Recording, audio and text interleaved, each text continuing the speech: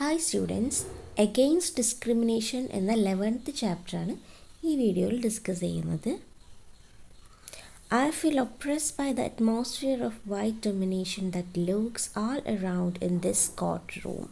ആ ഒരു white domination, വെള്ളക്കാരുടെ ആധിപത്യം കാരണം എനിക്കൊരു ഒപ്രസ്ഡ് ആയിട്ടുള്ള അടിച്ചമർത്തപ്പെടുന്ന തരത്തിലുള്ള ഫീലിംഗ് ആണ് ഈ ഒരു കോടതി മുറിയിൽ ഇപ്പോൾ അനുഭവപ്പെടുന്നത്.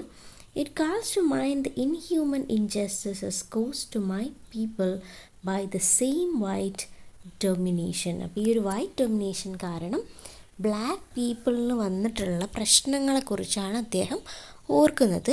It reminds me that I am voteless because of this parliament. ഈ ഒരു പാർലമെൻറ്റിൻ്റെ ഇൻഫ്ലുവൻസ് കാരണമാണ് എനിക്ക് വോട്ടവകാശം ഇല്ലാത്തത് എന്ന് ഞാൻ ഒരിക്കൽ കൂടെ ഓർക്കാണ്.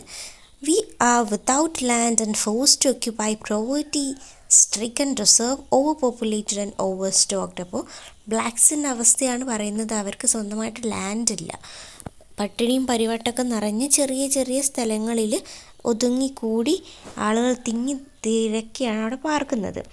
I raise the question, how can I be expected to believe that the same racial discrimination which has been the cause of so much injustice and suffering right through the years should now operate here to give me a fair and open trial? അപ്പോൾ അദ്ദേഹം question ചെയ്യാണ്, ഈ discrimination ഇത്രയും കാലം ഞങ്ങളെ അടിച്ചമർത്തി ഞങ്ങളുടെ റൈറ്റ്സൊക്കെ പിടിച്ചു വാങ്ങി ഈ ഡിസ്ക്രിമിനേഷനുള്ള ഒരു സിസ്റ്റത്തിൽ നിന്ന് എങ്ങനെയാണ് നല്ല രീതിയിലുള്ളൊരു വിചാരണ എനിക്ക് കിട്ടുക എന്ന് ക്വസ്റ്റ്യൻ ചെയ്യാണ്. ഇത് നെൽസൺ മണ്ടേലയുടെ വാക്കുകളാണ്. 1962 അദ്ദേഹം പറഞ്ഞ വാക്കുകളാണ്.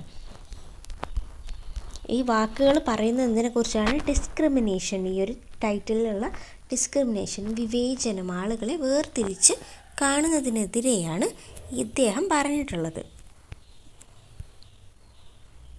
Given above are the words of Nelson Mandela, the freedom fighter of South Africa. അപ്പോൾ സൗത്ത് ആഫ്രിക്കൻ ഫ്രീഡം ഫൈറ്റർ ആയിട്ടുള്ള നെൽസൺ മണ്ടേലയുടെ കുറച്ച് വേർഡ്സാണ് അവിടെ പറഞ്ഞിട്ടുള്ളത്.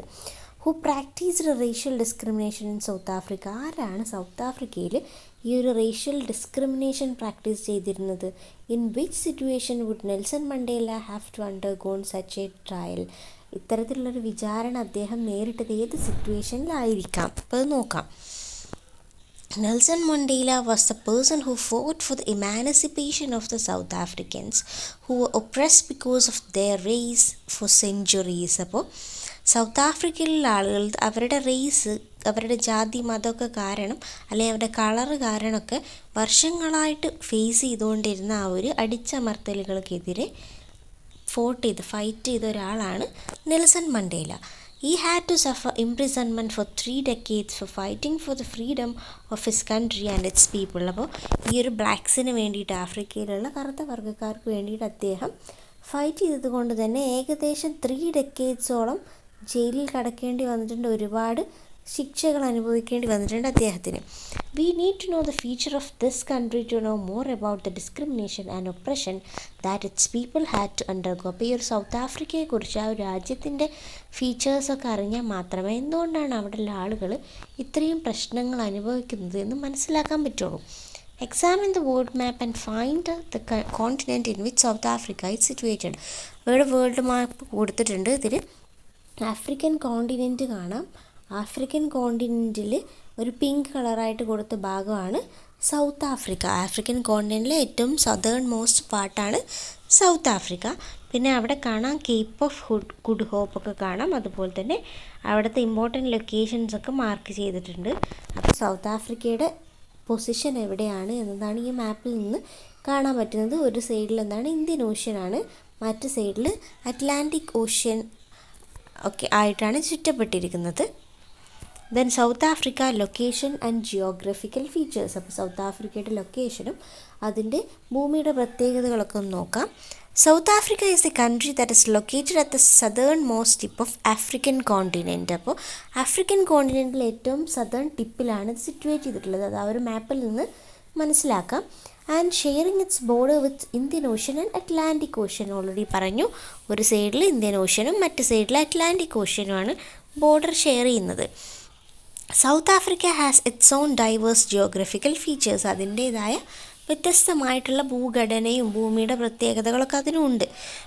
Broad coastal lands, vast plains and plateaus, lofty mountain ranges, and great rivers, waterfalls, and dry deserts makes this country unique. അപ്പോൾ അതിൻ്റെ features എന്തൊക്കെയാണ്? വളരെ ബ്രോഡായിട്ടുള്ള തീരപ്രദേശങ്ങളുണ്ട്, വാസ്റ്റ് ആയിട്ടുള്ള പ്ലെയിൻ ഉണ്ട്, then mountain range, rivers, even desert areas വരെ ഉണ്ട്. അങ്ങനെ യുണീക്കായിട്ടുള്ള ഏരിയാസ് ഉണ്ട് ഈ ഒരു കൺട്രിയിൽ.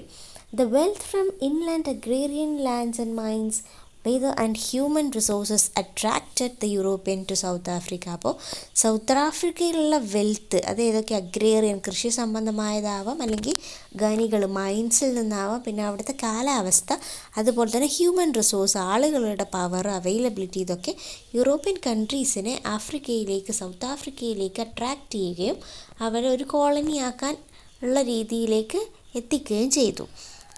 Examine the globe and Atlas and find out the following details. ഇനി ഗ്ലോബ് അല്ലെങ്കിൽ അറ്റ്ലസ് ഒക്കെ നോക്കിയിട്ട് നിങ്ങളോട് കുറച്ച് ഡീറ്റെയിൽസ് കണ്ടെത്താൻ പറഞ്ഞിട്ടുണ്ട്. Between which latitude and longitude is south Africa situated, which countries share border with south Africa. അപ്പോൾ ഈ കാര്യങ്ങൾ നിങ്ങൾ കണ്ടെത്തുക, ഒരു മാപ്പിൻ്റെ സഹായത്തോടു കൂടി കണ്ടെത്തി അവിടെ എഴുതുക. The Cape of Good Hope, ആ ഒരു മാപ്പിൽ കണ്ടു Cape of Good hope.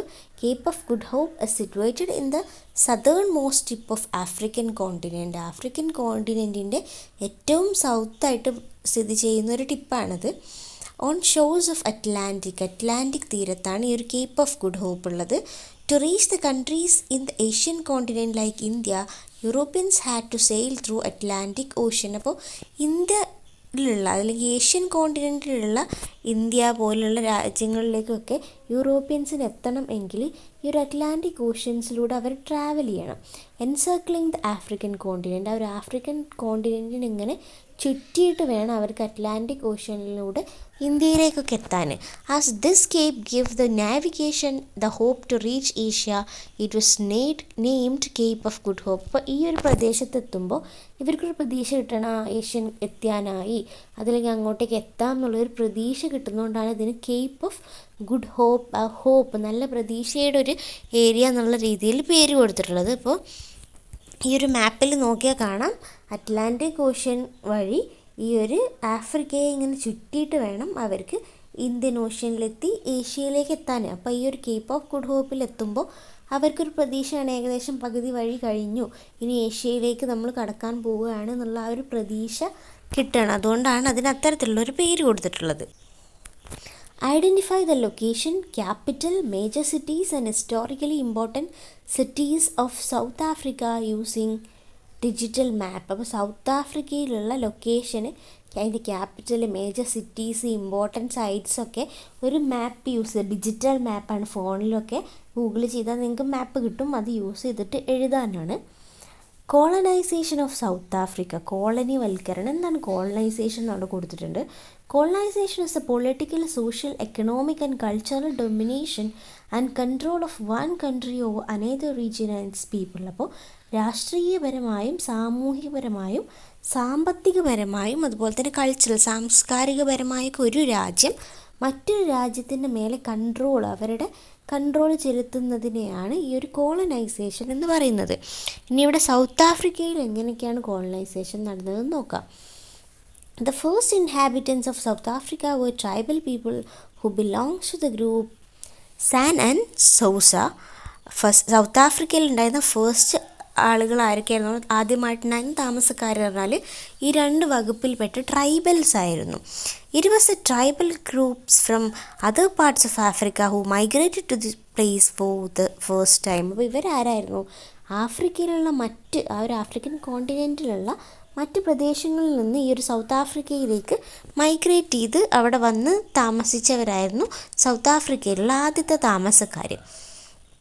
Towards the end of 15th century, Europeans started their expedition to South Africa. 15ാം നൂറ്റാണ്ടിൻ്റെ അവസാനത്തിലായിട്ടാണ് യൂറോപ്യൻസ് സൗത്ത് ആഫ്രിക്ക എന്നൊരു രാജ്യത്തെ പറ്റി അറിയുകയും അവിടേക്ക് വരാൻ തുടങ്ങിയതും. By 17th century, the Dutch became influential in South Africa and Cape Town became their major colony. അങ്ങനെ 17ാമത്തെ century ആയപ്പോഴേക്കും ഡച്ചുകാർ സൗത്ത് ആഫ്രിക്കയിൽ എത്തുകയും ഈ പറഞ്ഞ കേപ്പ് എന്ന പ്രദേശം അവർ ഒരു കോളനിയാക്കി മാറ്റുകയും ചെയ്തു. By 18th century, the British reached South Africa and they decided to make South Africa their colony with the aim to acquire more land areas in different parts of the world and to capture the immense wealth of Africa to establish supremacy over European countries. അപ്പോൾ എന്താണ് 18th സെഞ്ച്വറിയിലാണ് ബ്രിട്ടീഷുകാർ south ആഫ്രിക്കയിൽ എത്തിയത്. ഇവരെത്തിയതിൻ്റെ ഒരു ഉദ്ദേശം എന്തായിരുന്നു? ആഫ്രിക്കയെ ഒരു കോളനിയാക്കുക, അതുപോലെ തന്നെ കൂടുതൽ ഏരിയാസ് പിടിച്ചെടുക്കുക. ഭൂമിയിൽ ലാൻഡ് പല ഏരിയാസ് പിടിച്ചെടുക്കുക, പല കൺട്രീസിലും പല കോണ്ടിനെൻസിലും ഒക്കെ പോയി കോളനിയാക്കി ഒരുപാട് ലാൻഡ് പിടിച്ചെടുക്കുക, അവരുടെ വെൽത്ത് ക്യാപ്ചർ ചെയ്യുക. And to make it a temporary point of halt on the journey to Asian continent. മറ്റൊരു ഉദ്ദേശം എന്തായിരുന്നു? ഏഷ്യയിലേക്ക് ട്രാവൽ ചെയ്യുമ്പോൾ അവർക്ക് താൽക്കാലികമായിട്ട് താമസിക്കാനുള്ളൊരു സ്ഥലം എന്നുള്ള രീതിയിൽ സൗത്ത് ആഫ്രിക്കയെ മാറ്റാനും കൂടിയായിരുന്നു അവരുടെ ഉദ്ദേശം. The Great truck. ബോഴ്സിനെ കുറിച്ചാണ് ഇവിടെ പറയുന്നത്. Boers are the descendants of Dutch, French and Germans who came to South Africa from Europe. അപ്പോൾ കോളനിവൽക്കരണത്തിൻ്റെ ഭാഗമായിട്ട് സൗത്ത് ആഫ്രിക്കയിൽ എത്തിയിരുന്ന ഡച്ചുകാർ, ഫ്രഞ്ചുകാർ, ജർമ്മൻസ് ഇവരുടെയൊക്കെ ഭാഗമായിട്ടുള്ള ആളുകളെ ആണ് ബോഴ്സ് എന്ന് വിളിക്കുന്നത്. Boer is the Dutch word for farmer. അപ്പോൾ ബോർ എന്നുള്ളതൊരു ഡച്ച് വേർഡാണ്. അതിൻ്റെ മീനിങ് എന്താണ്? ഫാർമർ എന്നാണ്. അത് ഓർത്ത് വെക്കുക. ലേറ്റർ പിന്നീട് കുറച്ച് കാലം അവിടെ താമസിച്ചതിന് ശേഷം അവരെന്താണ്? ആഫ്രിക്കനർ എന്നറിയപ്പെട്ടു. അതുപോലെ തന്നെ അവരുടെ ലാംഗ്വേജൊക്കെ ആഫ്രിക്കൻസ്, അങ്ങനെ അവർ ആഫ്രിക്കൻസ് ആയിട്ട് മാറുകയാണ് Boers. Let's examine how the colonisation projects of British affected Boers. അപ്പോൾ ബ്രിട്ടീഷുകാർ വന്നപ്പോൾ ഈ ബോർഡ്സിന് എന്താണ് സംഭവിച്ചതെന്ന് നോക്കാം. The British captured the Cape of Good Hope from Dutch and implemented certain policies there. Cape of Good ഹോപ്പിനെ ഡച്ചുകാർ ആദ്യം കീഴടക്കിയെന്ന് പറഞ്ഞല്ലോ. ഈ ഡച്ചുകാരുടെ കയ്യിൽ നിന്ന് ബ്രിട്ടീഷുകാർ ഇതിനെ പിടിച്ചെടുക്കുകയാണ്. Restrictions were imposed on Dutch language. English was made the sole language of Cape Colony. അങ്ങനെ ആ ഒരു കേപ്പ് എന്ന് പറഞ്ഞ പ്രദേശത്ത് ഡച്ചുകാർക്ക് ഒരുപാട് റെസ്ട്രിക്ഷൻസ് കൊണ്ടുവന്നു. അവരുടെ ലാംഗ്വേജ് യൂസ് ചെയ്യാൻ പാടില്ല, അവർ ഇംഗ്ലീഷ് യൂസ് ചെയ്യണം എന്നുള്ള രീതിയിലൊക്കെ വന്നു. By the mid 19th century, British abolished slavery in their colonies. This adversely affected Boers who used slaves to cultivate in their lands. അപ്പോൾ 19th century ആയപ്പോഴേക്കും ബ്രിട്ടീഷുകാർ ഈ ഒരു സൗത്ത് ആഫ്രിക്കയിലുള്ള സ്ലേവറി, അടിമത്വത്തിൻ്റെ പ്രാക്ടീസസ് നിർത്തുകയാണ്. ഇത് ഈ ബോസിനെ നന്നായിട്ട് അഫക്റ്റ് ചെയ്തു. കാരണം അവർ ഈ അടിമകൾ ഉപയോഗിച്ചിട്ടാണ് അവരുടെ കൃഷിയിടങ്ങളിൽ പണിയെടുപ്പിച്ച് പൈസയൊക്കെ ഉണ്ടാക്കിയിരുന്നത്. The Great Trek is the exodus of the Boers to the interior areas of South Africa to escape from the policies introduced by British. അപ്പോൾ ഈ ഗ്രേറ്റ് ട്രക്ക് എന്ന് ആ ഒരു പേരുടെ ഉദ്ദേശം എന്താണ്? ഈ ബോർസ് ഈ ബ്രിട്ടീഷിയേഴ്സിൻ്റെ ഈ പോളിസീസിൽ നിന്നൊക്കെ എസ്കേപ്പ് ചെയ്യാൻ വേണ്ടിയിട്ട് സൗത്ത് ആഫ്രിക്കയുടെ ഏരിയാസിലേക്കൊക്കെ അതിൻ്റെ ഉള്ളിൽ പ്രദേശങ്ങളിലേക്കൊക്കെ പോകുന്ന ആ ഒരു മൂവ്മെൻറ്റാണ് ആ ഒരു ഗ്രേറ്റ് ട്രക്ക് കൊണ്ട് ഉദ്ദേശിക്കുന്നത്. Following the Great truck, the Bohr's establish republics in Transvaal, orange free state and natal. അപ്പോൾ ഈ ഒരു ഗ്രേറ്റ് ട്രക്കിൻ്റെ ഭാഗമായിട്ട് ഇവർ പിന്നെ എന്ത് ചെയ്തു? ഒരുപാട് പ്രദേശങ്ങളിൽ റിപ്പബ്ലിക്സ് ആയിട്ട് എസ്റ്റാബ്ലിഷ് ചെയ്തു. അവരുടെ ആധിപത്യം അവരും ഏരിയകളിലൊക്കെ എസ്റ്റാബ്ലിഷ് ചെയ്ത് തുടങ്ങുകയാണ്. Boer Wars. Let's examine the circumstances which became the cause of Boer Wars and that changed the history of South Africa. ഈ ഒരു Boer Warsന് കാരണമായത് എന്തൊക്കെ? സൗത്ത് ആഫ്രിക്കയുടെ ഹിസ്റ്ററി മാറ്റിമറിച്ചത് ഈ Boer Wars ആണ്. അതെങ്ങനെയാണെന്ന് നോക്കാം. Towards the end of 19th century, mines of gold and diamond were discovered in the region under the Boer republics. അപ്പോൾ ബോർസിന് ആധിപത്യമുള്ള ഏരിയാസിൽ ഒരുപാട് സ്വർണത്തിൻ്റെയും ഡയമണ്ട്സിൻ്റെയൊക്കെ ഖനികൾ കണ്ടെത്താണ്.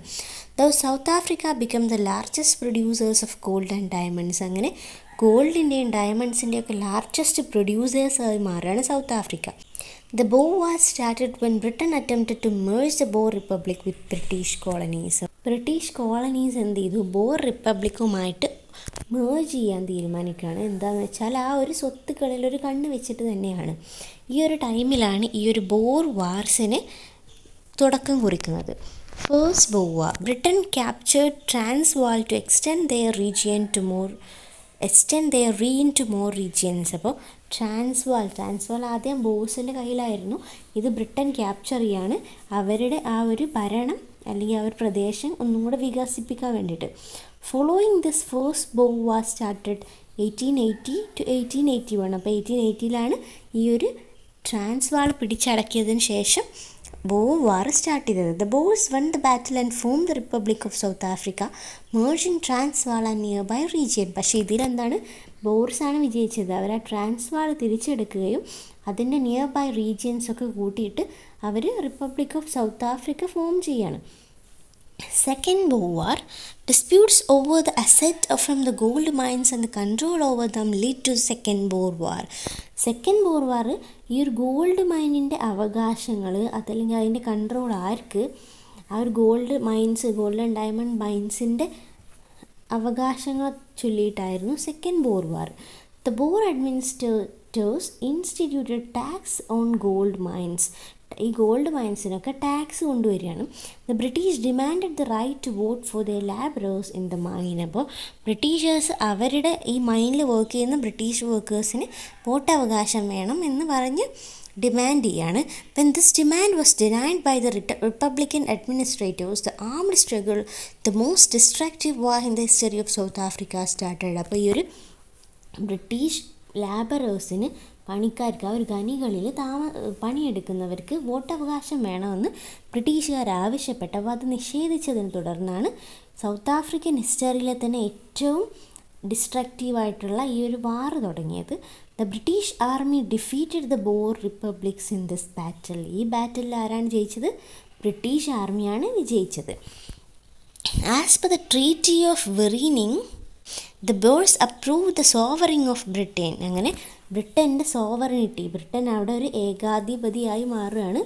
The Union of South Africa was formed as an autonomous territory under the control of British. അങ്ങനെ South Africa, Union of South Africa ആരുടെ അണ്ടറിലായി? ബ്രിട്ടീഷിൻ്റെ അണ്ടറിലാവുകയാണ്.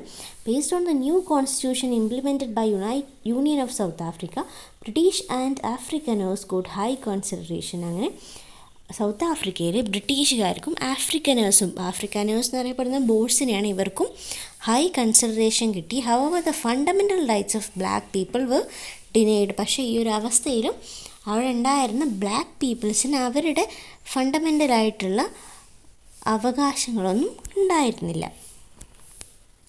Mahatma Gandhi in South Africa. Gandhiji South ആഫ്രിക്കയിലേക്ക് travel ചെയ്തതിൻ്റെ കുറിച്ചുള്ള കുറച്ച് കാര്യങ്ങൾ ഗാന്ധിജിയുടെ ഓട്ടോബയോഗ്രഫിയിൽ നിന്ന് എടുത്തിട്ട് കൊടുത്തിട്ടുണ്ട് അവിടെ.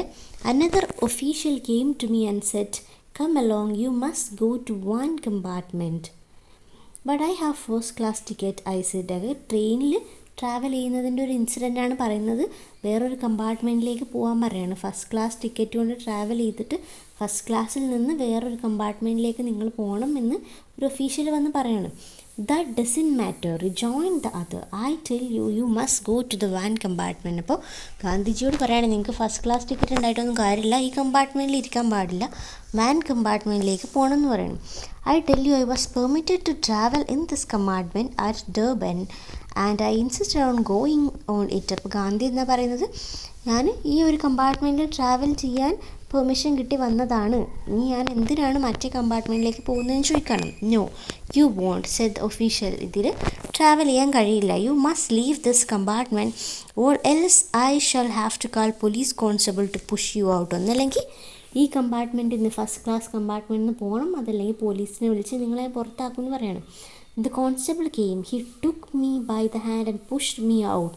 The luggage was also taken out. അങ്ങനെ കോൺസ്റ്റബിൾ വന്ന് ഗാന്ധിയെ ആ കമ്പാർട്ട്മെൻറ്റിൽ നിന്ന് തള്ളി പുറത്തേക്ക് ഇടുകയാണ്. ഗാന്ധിജിയുടെ ലഗേജൊക്കെ പുറത്തേക്ക് വലിച്ചെറിയാണ്. The evening train arrived. അങ്ങനെ വൈകുന്നേരം ട്രെയിൻ അറൈവ് ചെയ്തു. There was a reserved berth for me. എനിക്കൊരു റിസർവ്ഡ് ബർത്ത് ഉണ്ടായിരുന്നു. I now purchased at Maritzburg the bedding ticket I had refused to book at Durban. അങ്ങനെ വീണ്ടും ടിക്കറ്റ് ബുക്ക് ചെയ്യുന്നതിനെ കുറിച്ചൊക്കെയാണ് പറയുന്നത്. അപ്പോൾ ആ ഒരു സൗത്ത് ആഫ്രിക്കയിലൂടെ ട്രാവൽ ചെയ്തപ്പോൾ ട്രെയിനിലുണ്ടായ ഒരു അനുഭവമാണ് ഗാന്ധി ഇവിടെ ഷെയർ ചെയ്തിട്ടുള്ളത്. Gandhi describes in his autobiography the then social condition that existed in South Africa. South ആഫ്രിക്കയിൽ അന്ന് നിലനിന്നിരുന്ന സോഷ്യൽ കണ്ടീഷനെ കുറിച്ചാണ് പറഞ്ഞത്. Mahatma Gandhi reach South Africa in 1893. അപ്പോൾ 1893 അദ്ദേഹം South ആഫ്രിക്കയിലെത്തിയത്.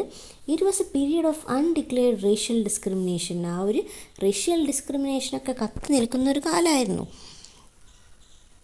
In the Indian opinion, a diary started by Gandhiji in Africa, he wrote about this discrimination of the colonial administration towards Africans. അതായത് Indian opinion എന്ന് പറഞ്ഞിട്ടുള്ള ഗാന്ധി സൗത്ത് ആഫ്രിക്കയിൽ എഴുതിക്കൊണ്ടിരുന്ന ഒരു ഡയറി, ഒരു പത്രത്തിലാണ് എഴുതിയ കാര്യമാണ്. Afrikaans alone are the original inhabitants of this land. The whites have occupied the country forcibly and appropriated it to themselves. അപ്പോൾ എന്താണ്, ആഫ്രിക്കൻസ് ആണ് ആ ഒരു ലാൻഡിൽ ഒറിജിനൽ ഇൻഹാബിറ്റൻസ്, ഒറിജിനലായിട്ട് താമസക്കാർ. പക്ഷേ വൈറ്റ്സ് വന്ന് ഇവരെ ഫോഴ്സ്ഫുള്ളി അവിടെ റൂൾസൊക്കെ ഉണ്ടാക്കി ഇവരെ ഭരിച്ചുകൊണ്ടിരിക്കുകയാണെന്നുള്ള രീതിയിൽ ഗാന്ധി ആ ഒരു പത്രത്തിൽ എഴുതിയിട്ടുണ്ട്. Gandhiji participated in the voluntary activities to extend help to the ones who underwent suffering in the second Boer Wars. അപ്പോൾ സെക്കൻഡ് ബോർ വാർസിൻ്റെ സമയത്ത് ഒരുപാട് പ്രശ്നങ്ങൾ അനുഭവപ്പെട്ടിരുന്ന ആളുകൾക്ക് ഗാന്ധിജി എന്താണ് വളണ്ടറി സർവീസസ് ഒക്കെ ചെയ്തു കൊടുത്തിരുന്നു. It was here that Gandhiji experimented the weapons of satyagraha, non cooperation and civil disobedience. അപ്പോൾ ഗാന്ധിജിയുടെ ആയുധങ്ങൾ എന്തൊക്കെയാണ്? സത്യാഗ്രഹം, നോൺ കോപ്പറേഷൻ, സിവിൽ ഡിസൊബീഡിയൻസ് പോലുള്ള മൂവ്മെൻറ്റ്സ് ഒക്കെ ഗാന്ധിജി ഇവിടെ പരീക്ഷിച്ചിരുന്നു. And South Africa is known as Gandhiji's political laboratory. South ആഫ്രിക്കയെ ഗാന്ധിജിയുടെ പൊളിറ്റിക്കൽ ലബോറട്ടറി എന്ന് വേണമെങ്കിൽ പറയാം. ഒരു ലാബ് പോലെ തൻ്റെ എല്ലാ ഐഡിയാസും അവിടെ പരീക്ഷിച്ച് നോക്കിയിട്ടുണ്ടായിരുന്നു Gandhi. The formation of African national Congress. African National കോൺഗ്രസിൻ്റെ തുടക്കത്തെക്കുറിച്ച് അതെങ്ങനെ ഫോം ചെയ്തു എന്നാണ് പറയുന്നത്. South African Party led by whites came to power in the first election. എന്നാണ് സൗത്ത് ആഫ്രിക്കൻ പാർട്ടി എന്ന് പറഞ്ഞ പാർട്ടി. അത് വൈറ്റ്സിൻ്റെ അണ്ടറിലായിരുന്നു, വെള്ളക്കാരുടെ അണ്ടറിലുള്ള ഈ ഒരു പാർട്ടി ഫസ്റ്റ് എലക്ഷനോടുകൂടി എന്താണ് പവറിലേക്ക് വരികയാണ്. After South Africa become an autonomous territory under the control of Britain. ബ്രിട്ടൻ്റെ കൺട്രോളിൽ ഒരു ടെറിട്ടറി ആയതിനു ശേഷമാണ് ഈ ഒരു ഇലക്ഷനൊക്കെ നടന്നത്. They brought in laws in housing, administration and industrial sectors which would affect the people. The racial differentiation between blacks and whites got intensified. ഈ ഒരു ഇലക്ഷൻ കൂടെ കഴിഞ്ഞ് അവർക്ക് പവർ കൂടെ, വൈറ്റ്സിന് പവറും കൂടെ കിട്ടിയപ്പോൾ എന്താണ്, ഈ ഒരു ബ്ലാക്സുമായിട്ടുള്ള ഈ ഒരു ഡിസ്ക്രിമിനേഷൻ ഒന്നുകൂടെ കൂടുകയാണ്. People were denied the freedom of movement and right to education. അപ്പോൾ ബ്ലാക്സിന് എന്താണ് ഫ്രീഡം, അവർക്ക് സ്വതന്ത്രമായിട്ട് സഞ്ചരിക്കാൻ അതുപോലെ തന്നെ എഡ്യൂക്കേഷനുള്ള ഫ്രീഡമൊക്കെ ഇല്ലാതാവാണ്. The organisation the African Native National Congress formed to protect the rights of people of Africa was later came to be known as African national Congress. ഇതിനെതിരെ ഈ ഒരു ആഫ്രിക്കൻ പീപ്പിളിനെ പ്രൊട്ടക്റ്റ് ചെയ്യാൻ വേണ്ടിയിട്ട് വന്ന ഒരു ഓർഗനൈസേഷനായിരുന്നു ആഫ്രിക്കൻ നാഷണൽ കോൺഗ്രസ്. അതിനാദ്യം അറിയപ്പെടുന്നത് ആഫ്രിക്കൻ നേറ്റീവ് നാഷണൽ കോൺഗ്രസ് എന്ന പേരിലായിരുന്നു. The leaders of African national Congress devised several means of struggle to build the discrimination free South Africa. ഈ ഒരു വിവേചനമില്ലാത്ത സൗത്ത് ആഫ്രിക്ക എന്നതായിരുന്നു അവരുടെ എയിം. അതിന് വേണ്ടിയിട്ട് അവർ ഒരുപാട് അധ്വാനിച്ചിട്ടുണ്ടെന്നാണ് പറഞ്ഞത്. Let's examine the oppressive laws and their consequences in South Africa during tenure of different governments. പല ഗവൺമെൻറ് കാലത്തും സൗത്ത് ആഫ്രിക്കയിൽ വന്നിട്ടുള്ള ഈ അടിച്ചമർത്തലുകൾക്കൊക്കെ കാരണമായിട്ടുള്ള നിയമങ്ങളും അതിൻ്റെ എഫക്ട്സും അതിൻ്റെ ആഫ്റ്റർ എഫക്ട്സും എന്തൊക്കെയാണെന്നാണ് ആ ബോക്സിൽ കൊടുത്തിട്ടുള്ളത്. അപ്പോൾ അവിടെ ലോസ് ഉണ്ട്.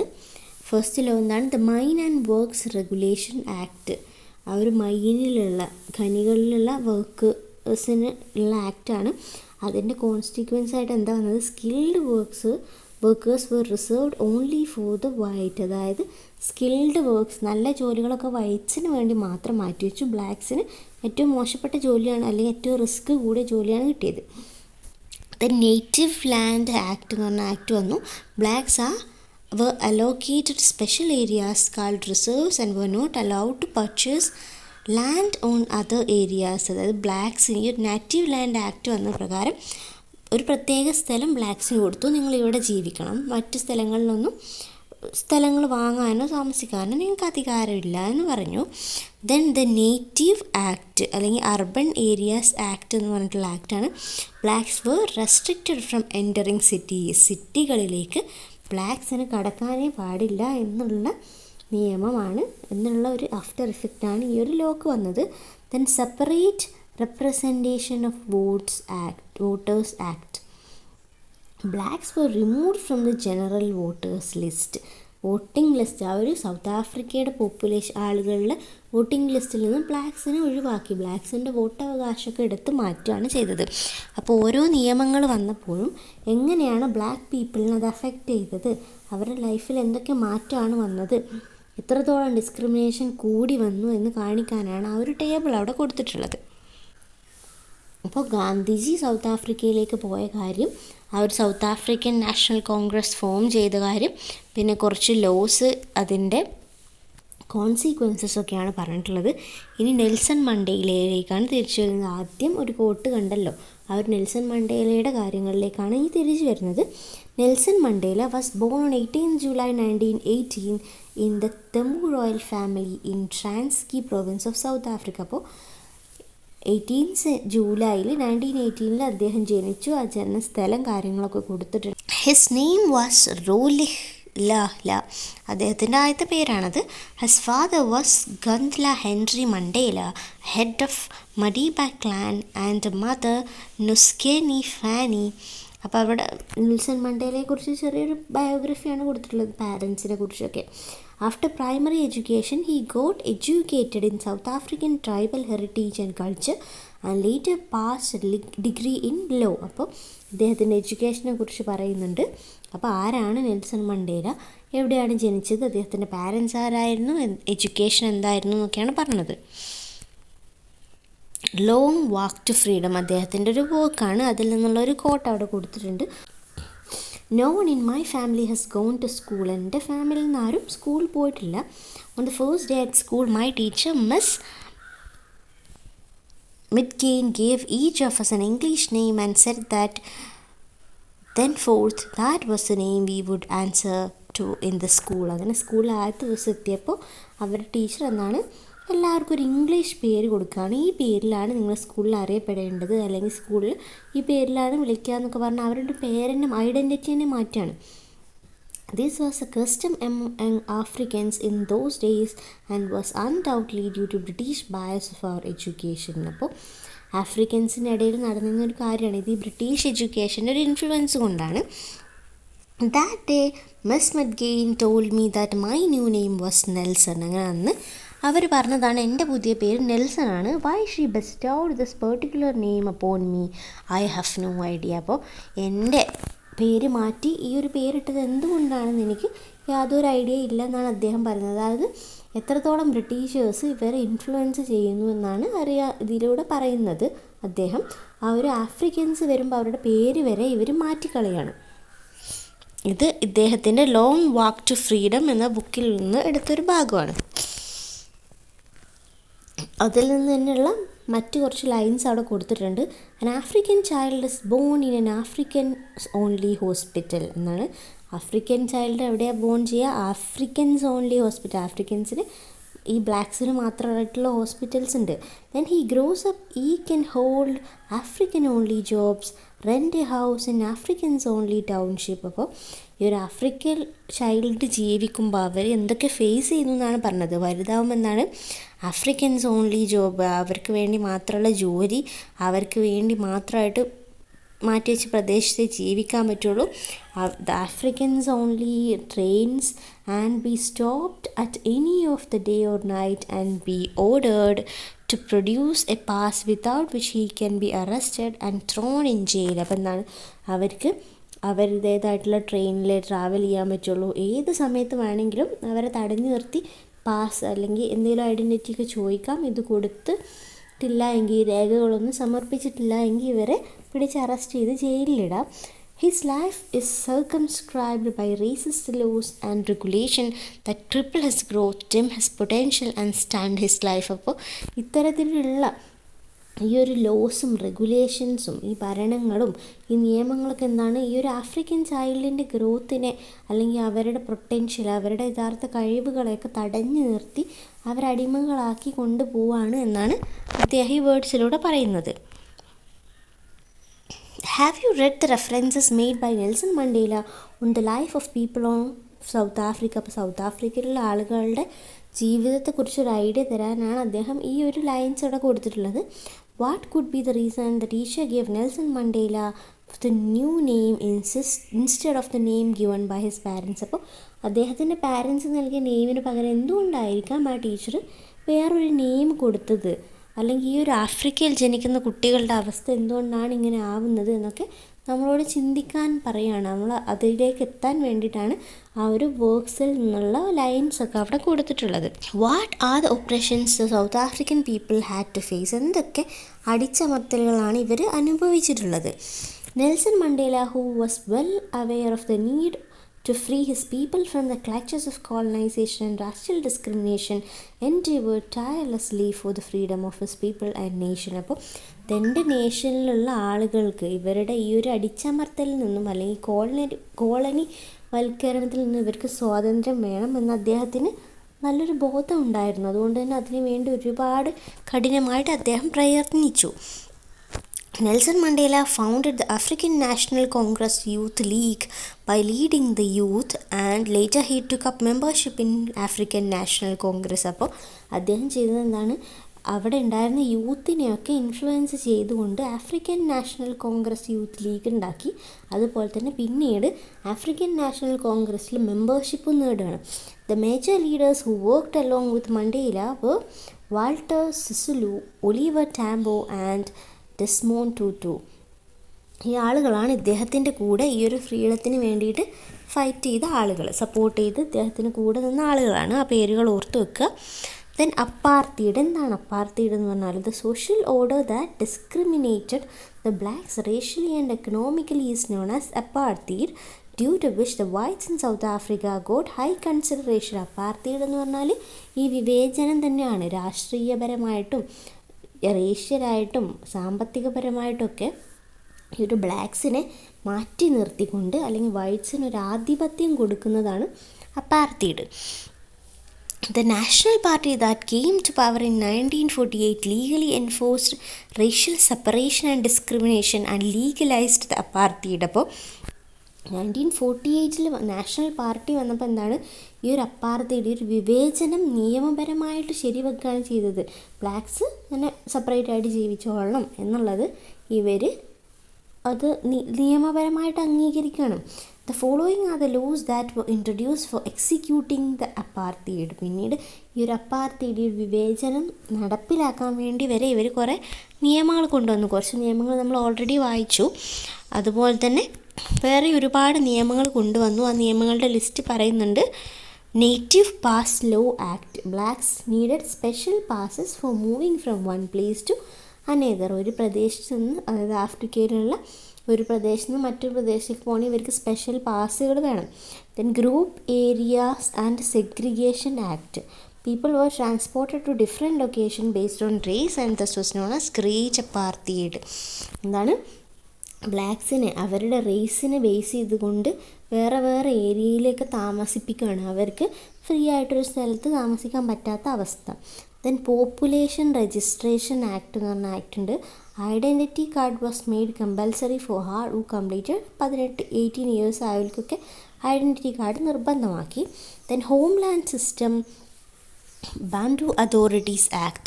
Blacks become citizens of special local self-government bodies and hence lose their South African citizenship. അവരെന്താണ്?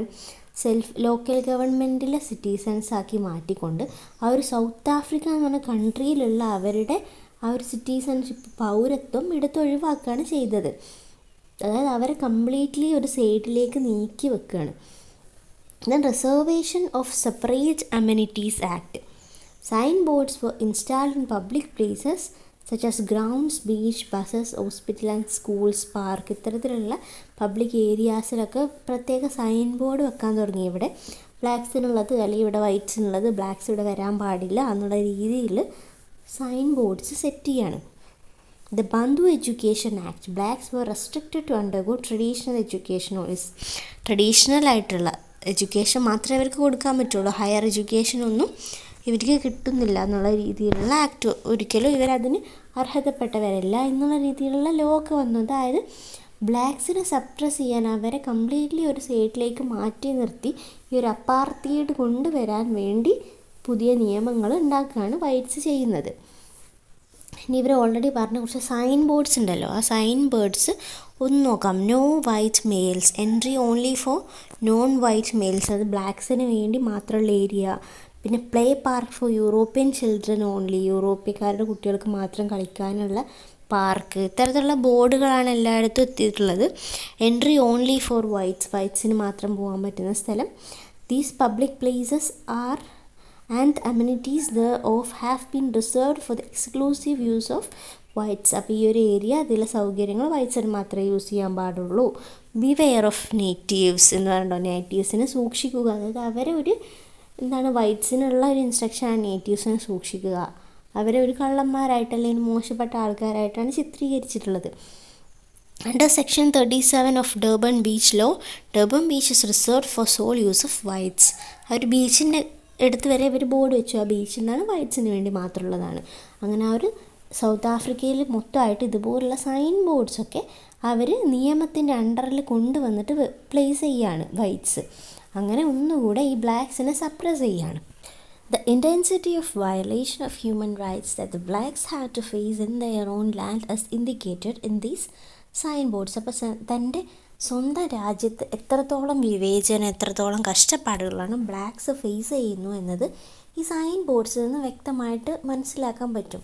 അവരുടെ ബേസിക് ആയിട്ടുള്ള ഹ്യൂമൻ റൈറ്റ്സ്, മനുഷ്യാവകാശങ്ങളൊക്കെ നിഷേധിക്കപ്പെട്ടിരിക്കുകയാണ്. With the implementation of such inhuman laws, the people of South Africa were denied the right to vote, governance and education. അപ്പോൾ ഇത്തരത്തിലുള്ള നിയമങ്ങൾ കാരണം എന്താണ് അവരുടെ വോട്ടവകാശം, നിയമം, അതുപോലെ അവരുടെ ബേസിക് എഡ്യൂക്കേഷണൽ റൈറ്റ്സ് ഒക്കെ നിഷേധിക്കപ്പെട്ടിരിക്കുകയാണ്. ദ സൗത്ത് ആഫ്രിക്കൻ ഫ്രീഡം മൂവ്മെൻറ്റിന് ഈ ഒരു ഇത്തരത്തിലുള്ള അനുഭവങ്ങളിൽ നിന്നൊക്കെ അവരുടെ സ്വാതന്ത്ര്യത്തിലേക്ക് നയിക്കുന്ന ഫ്രീഡം മൂവ്മെൻറ്റ്സ് ആണ്. Colonisation and apartheid adversely affected the life of people in South Africa. Already discuss ചെയ്ത കാര്യമാണ്. കോളനൈസേഷനും അതുപോലെ തന്നെ അപ്പാർത്തൈഡും ഇങ്ങനെയൊക്കെയാണ് അവരെ എഫക്റ്റ് ചെയ്തിട്ടുള്ളത്. The blacks of South Africa faced political, economical and cultural downfall. അപ്പോൾ രാഷ്ട്രീയമായിട്ടും സാമ്പത്തികമായിട്ടും കൾച്ചറലൊക്കെ ആയിട്ടുള്ള അടിച്ചമർത്തലുകൾ അവർ face ചെയ്തുകൊണ്ടേയിരിക്കുകയാണ്. Though the national economy grew rapidly, the native population struggled to meet even their basic needs. അപ്പോൾ ആ ഒരു കൺട്രിയിലുള്ള വെൽത്ത് കൂടി ആ ഒരു നാഷണൽ എക്കോണമിക്ക് നന്നായിട്ട് കൂടുന്നുണ്ടെങ്കിൽ പോലും ഈ ഒരു വിഭാഗം ആളുകൾ അവരുടെ ബേസിക് ആയിട്ടുള്ള കാര്യങ്ങൾ വരെ മുന്നോട്ട് കൊണ്ടുപോകാൻ അത്രയും സ്ട്രഗിൾ ചെയ്യുകയാണ്. Let's examine a few major struggles undertaken by South African people against such discrimination and oppression. അപ്പോൾ ഇത്തരത്തിലുള്ള ഡിസ്ക്രിമിനേഷൻ ഒപ്രഷനെതിരെ ഇവർ എടുത്ത കുറച്ച് സ്ട്രഗിൾസ് അല്ലെങ്കിൽ ഇവരുടെ കുറച്ച് ഇതിനെ അഗെയിൻസ്റ്റ് ചെയ്ത് എതിർത്ത് അവർ നടത്തിയ കുറച്ച് മൂവ്മെൻറ്റ്സ് ഏതൊക്കെയാണ് നോക്കാം.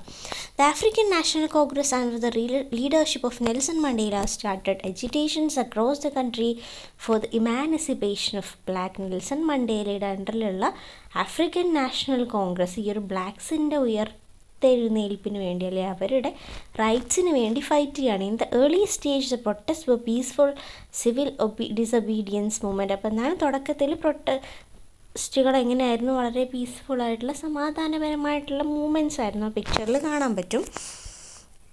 Following the exhortation of south African Indian Congress and African National Congress, people from different walks of life such as factory workers, office workers, teachers and students joined the struggle. അപ്പോൾ ഒരുപാട് ആ ഒരു സൊസൈറ്റിയിലുള്ള പല ഏരിയാസിൽ നിന്നും ആളുകൾ ഈ ഒരു സ്ട്രഗിളിലേക്ക് ജോയിൻ ചെയ്യാണ്.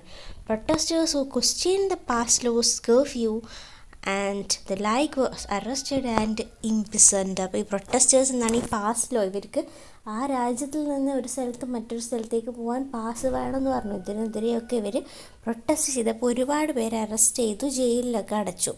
Nelson Mandela was again arrested and imprisoned under the charge of treason in 1956. After a long period of trial he was acquitted. അപ്പോൾ നെൽസൺ മണ്ടേലയും ഇതിൻ്റെ ഇടയിൽ രാജ്യദ്രോഹം, charge of ട്രെസൺ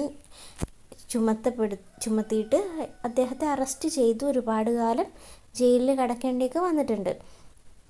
African year.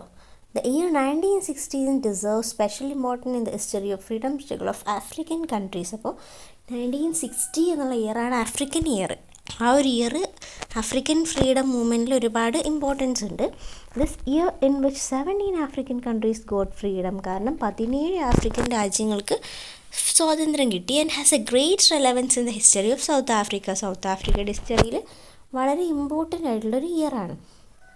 The people who fought against past laws were massacred at Sharp Valley, and armed rebellion against South African government started during the same year. അതുപോലെ തന്നെ എന്താണ്, ആ ഒരു past ലോക്കെതിരെ ഒരുപാട് പേര് വന്നപ്പോൾ ഇവർക്കെതിരെ അടിച്ചമർത്തലുകളോ അറ്റാക്കുകളൊക്കെ ഉണ്ടായി ആ ഒരു പിക്ചറിൽ കാണാൻ പറ്റും.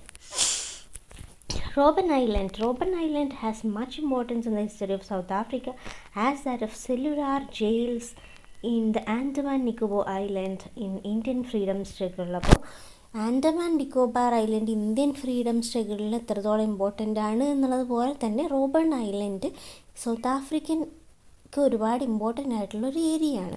This is a land to which the arrested African leaders of the freedom struggle were exiled. അതായത് ഈ ഒരു വൈറ്റ്സ് ഈ ആഫ്രിക്കൻസിനെ അറസ്റ്റ് ചെയ്ത് കൊണ്ടുപോയി തള്ളിയിരുന്നത് ഈ ഒരു ഐലൻഡിലായിരുന്നു. നെൽസൺ മണ്ടേലയും ഏകദേശം 18 വർഷം അവിടെ തടവിൽ കഴിഞ്ഞിട്ടുണ്ട് എന്നാണ് പറഞ്ഞത്. A new mode of struggle named Stay at Home was organized, demanding the right to vote, a constitution without apartheid, and the retrieval of past laws. അപ്പോൾ ഒരുപാട് പ്രൊട്ടസ്റ്റിന് ശേഷം പുതിയൊരു സ്ട്രഗിൾ ഇവർ തുടങ്ങുകയാണ്. സ്റ്റേ അറ്റ് ഹോം, വീട്ടിലിരുന്നു കൊണ്ടുള്ള പ്രൊട്ടസ്റ്റാണ്. ഇത് എന്തിനെതിരായിരുന്നു? ഇവർക്ക് വോട്ടവകാശം വേണം, അതുപോലെ തന്നെ ഈ അപ്പാർത്തൈഡ് ഒഴിവാക്കണം, പാസ് ലോസ് ഒഴിവാക്കണം എന്നൊക്കെ പറഞ്ഞിട്ടായിരുന്നു. The African National Congress and South African Indian Congress lead the struggle. അപ്പോൾ ഈ സ്ട്രഗിൾസ് നടത്തിയത് ആരൊക്കെയാണെന്നാണ് പറഞ്ഞത്. Natives and Indian workers took part of the struggle. Factories, textiles, mills and schools across the country remain shut. അപ്പോൾ എന്താണ് ഈ stay at home എന്നാണ് ഉദ്ദേശിക്കുന്നത്? ഈ സാധാരണയായിട്ടുള്ള ഈ ബ്ലാക്ക് ആയിട്ടുള്ള ആളുകൾ എന്താണ് ഈ വൈറ്റ്സിൻ്റെ ഫാക്ടറീസിൽ മറ്റൊക്കെ വർക്ക് ചെയ്യണം. അപ്പോൾ ഇവർ വീട്ടിലിരുന്ന് കഴിഞ്ഞാൽ എന്താണ് ഈ വർക്കുകളൊന്നും നടക്കില്ല. ഈ സ്കൂൾസും മിൽസും ഫാക്ടറീസും ഒക്കെ ക്ലോസ് ചെയ്യേണ്ടി വന്നു. This strike reveal the unity and strength of anti apartheid movement. അപ്പോൾ ആൻറ്റി അപ്പാത്തൈഡ് മൂവ്മെൻ്റ് ഒരു സ്ട്രെങ്ത് എന്താണെന്ന് കാട്ടിക്കൊടുത്തൊരു മൂവ്മെൻ്റ് ആയിരുന്നു. The stay at home was major struggle in the history of freedom struggle of Africa. അപ്പോൾ ഈ ഒരു movement ഈ ഒരു ആഫ്രിക്കൻ ഫ്രീഡം മൂവ്മെൻറ്റിൻ്റെ ഹിസ്റ്ററിയിൽ വളരെ ഇമ്പോർട്ടൻ്റ് ആയിട്ടുള്ള ഒന്നായിരുന്നു. As peaceful protest did not yield any result, Nelson Mandela called for armed rebellion. പക്ഷേ ഇത്തരത്തിലുള്ള സമാധാനപരമായിട്ടുള്ള പ്രൊട്ടസ്റ്റുകൾക്കൊന്നും പ്രത്യേകിച്ച് ഫലം കാണാത്തതുകൊണ്ട് തന്നെ ആംഡ് പ്രൊട്ടസ്റ്റ് അല്ലെങ്കിൽ ഒരു യുദ്ധത്തിലേക്കൊക്കെ ഒരു ഫൈറ്റിലേക്കൊക്കെ നെൽസൺ മണ്ടേല ആളുകളെ വിളിക്കാൻ തുടങ്ങുകയാണ്. Nelson Mandela was sentenced to life imprisonment for sabotage, treason and conspiracy. ഇതിനെതിരെ അദ്ദേഹത്തിന് എന്താണ് ലൈഫ് ഇംപ്രിസൺമെൻറ്റ്, ആജീവനാന്തം ജയിലിലടക്കുകയാണ്. അട്ടിമറി, രാജ്യദ്രോഹം, ഗൂഢാലോചന പോലുള്ള കേസസൊക്കെ ചുമത്തിയിട്ട് 1964 അദ്ദേഹത്തെ ജയിലിലടച്ചത്. ഈ had to suffer rigorous imprisonment in Robben Island and Pollsmoor. അപ്പോൾ ആ ഒരു Robben Pollsmoor jail for containers 26 years, ഏകദേശം 26 വർഷം ഇദ്ദേഹത്തിന് ആദ്യം പറഞ്ഞാൽ റോബൺ ഐലൻഡ് പോലുള്ള സ്ഥലങ്ങളിലൊക്കെ അത്രയും കഠിനമായിട്ടുള്ള പണിഷ്മെൻറ്റുകൾ സഹിക്കേണ്ടി വന്നു. Countries around the world resorted to siege on South Africa. എല്ലാ കൺട്രീസും എന്നാണ് ഈ ഒരു സൗത്ത് ആഫ്രിക്കയിൽ വന്ന് ഉപരോധം നടത്താനൊക്കെ തുടങ്ങുകയാണ്. The United Nations passed A resolution stating that apartheid is an offense against humanity. അങ്ങനെ എല്ലാ രാജ്യങ്ങളും ഇവരുടെ ഒരു കാര്യത്തിൽ ഇടപെട്ടുകൊണ്ട് ഈ അപ്പാർത്തൈഡ് എന്ന് പറയുന്നത് ഈ ഒരു മനുഷ്യത്വത്തിനെതിരാണ് എന്ന് ഉള്ള രീതിയിൽ മുന്നോട്ട് വരികയാണ്. This led to the spread of riots across the country. The government declared emergency to oppress the people's protest in 1984. അങ്ങനെ ആ ഒരു എമർജൻസി വരെ ഡിക്ലെയർ ചെയ്യേണ്ടി വന്നു ആ ഒരു സമാധാനത്തെ തിരിച്ചു കൊണ്ടുവരാൻ. Several blacks were killed in conflicts that followed. ഒരുപാട് ബ്ലാക്സ് ഈ ഒരു അതിനെതിരെയൊക്കെ പ്രതിഷേധിച്ചുകൊണ്ട് ഒരുപാട് പേർക്ക് തൻ്റെ ജീവൻ നഷ്ടപ്പെട്ടു. When the protest were beyond control measures to end apartheid was started. അപ്പോൾ ഈ ഒരു പ്രൊട്ടസ്റ്റ് ഇവരുടെ കൺട്രോളിൽ നിന്നും പോയി എന്ന് മനസ്സിലാക്കിയപ്പോൾ ഈ ഒരു അപ്പാർത്തൈഡ്, ഈ ഒരു ഡിസ്ക്രിമിനേഷൻ നിർത്തലാക്കാനുള്ള കാര്യങ്ങൾ ഇവർ ചെയ്യാണ്. Political prisoners were released and the restrictions imposed on political parties were lifted. Nelson Mandela was released on 11th February 1990. അപ്പോൾ ഇവർ തടവിലാക്കി ഒരുപാട് പേരെ, നെൽസൺ മണ്ടേല ഉൾപ്പെടെയുള്ള ആളുകളെ വൈറ്റ്സ് റിലീസ് ചെയ്യാണ്. അതുപോലെ തന്നെ പൊളിറ്റിക്കൽ ഫ്രീഡം ഒക്കെ കൊടുക്കാൻ തുടങ്ങുകയാണ്.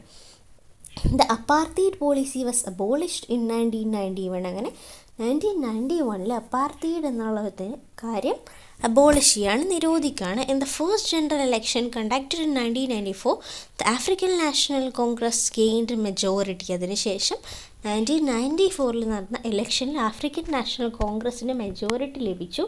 Nelson Mandela was elected as the first black president of the free democratic South African Republic. South ആഫ്രിക്കയ്ക്ക് സ്വാതന്ത്ര്യം കിട്ടിയതിന് ശേഷം നടന്ന ഇലക്ഷനിൽ ഫസ്റ്റ് ബ്ലാക്ക് പ്രസിഡൻ്റായിട്ട്, സൗത്ത് ആഫ്രിക്കയിലെ ഫസ്റ്റ് ബ്ലാക്ക് പ്രസിഡൻ്റായിട്ട് അവിടെ നെൽസൺ മണ്ടേലയെ ചുമതലപ്പെടുത്താണ്. Speech by Nelson Mandela after sworn in as president. അപ്പോൾ പ്രസിഡൻ്റ് ആയതിനു ശേഷം നെൽസൺ മണ്ടേല നടത്തിയ സ്പീച്ചിൻ്റെ ഒരു ഭാഗമാണ് we the people of South Africa declare to our country and our world. അതായത് നമ്മളുടെ രാജ്യത്തോടും ഈ ലോകത്തിലോടും ഈ സൗത്ത് ആഫ്രിക്കയുടെ ആളുകൾ എന്ന രീതിയിൽ നമ്മൾ പറയുകയാണ്, South Africa belongs to all black and white who inhabit this country. South Africa എന്ന രാജ്യം എന്താണ്, ഇവിടെയുള്ള എല്ലാവർക്കും, ബ്ലാക്ക് ആയാലും വൈറ്റ് ആയാലും എല്ലാവർക്കും അവകാശപ്പെട്ടതാണ്. Here no government call legitimacy claim power unless it is based on will of people.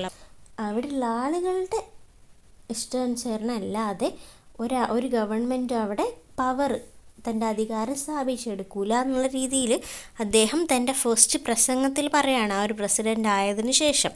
Through the speech Mandela reminded the Africans of need to stay united. അതുപോലെ തന്നെ എപ്പോഴും പരസ്പര ഒത്തൊരുമയോടുകൂടി പോരാടണം എന്നുള്ളതിൻ്റെ ഒരു പ്രാധാന്യത്തെക്കുറിച്ചുകൂടി അദ്ദേഹം അവിടെ വ്യക്തമാക്കുന്നുണ്ട്.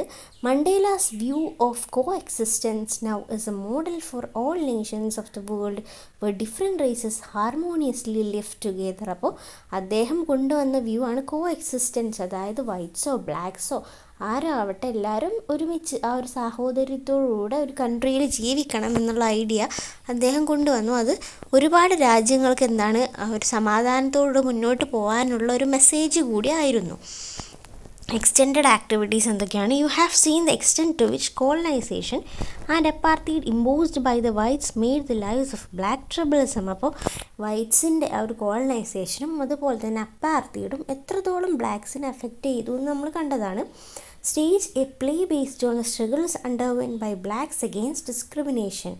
ഈ കാര്യങ്ങളൊക്കെ കുറിച്ച്, ഈ ഒരു ബ്ലാക്സ് അനുഭവിച്ച ഈ ഒരു പ്രശ്നങ്ങളൊക്കെ ബേസ് ചെയ്തുകൊണ്ട് നിങ്ങളോടൊരു ചെറിയ പ്ലേ, ഒരു നാടകം പോലെ ഉണ്ടാക്കി നിങ്ങൾ സ്കൂളിൽ പെർഫോം ചെയ്യാനാണ് പറഞ്ഞത്. Prepare a time line on the struggles against apartheid in the South Africa. ഈ ഒരു അപ്പാർത്തൈഡിന് എതിരെ വന്നിട്ടുള്ള പല മൂവ്മെൻറ്റ്സ് ഉണ്ടല്ലോ, അതിനെ ബേസ് ചെയ്തിട്ടുള്ള ഒരു ടൈം ലൈനും പ്രിപ്പയർ ചെയ്യുക. ഇതുപോലുള്ള ആക്ടിവിറ്റീസൊക്കെയാണ് ചാപ്റ്ററിൽ കൊടുത്തിട്ടുള്ളത്. സോ ഈ ഡിസ്ക്രിമിനേഷൻ എന്താണ്, അപ്പാർത്തൈഡ് എന്താണ്, അതിൻ്റെ എഫക്ട്സ് എത്രത്തോളം ബ്ലാക്സിനെ അത് ബാധിച്ചിരുന്നു, അതിൽ നിന്നുള്ള ഫ്രീഡത്തിന് വേണ്ടി അവരെന്തൊക്കെയാണ് ചെയ്തത്, പിന്നെ അതുപോലെ തന്നെ ഗാന്ധിജി സൗത്ത് ആഫ്രിക്കയിലേക്ക് ഉണ്ടായിരുന്ന അനുഭവങ്ങൾ, കാര്യങ്ങൾ, നെൽസൺ മണ്ടേലയെ കുറിച്ചൊക്കെയാണ് ഈ ചാപ്റ്ററിൽ പറഞ്ഞിട്ടുള്ളത്. ഈ ചാപ്റ്ററിൻ്റെ ഒരു ബ്രീഫ് ഐഡിയ ആണ് തന്നത്. Hope it is clear. If you have any doubt comment സെക്ഷനിൽ ചോദിക്കാവുന്നതാണ്. Thank you all. Keep watching.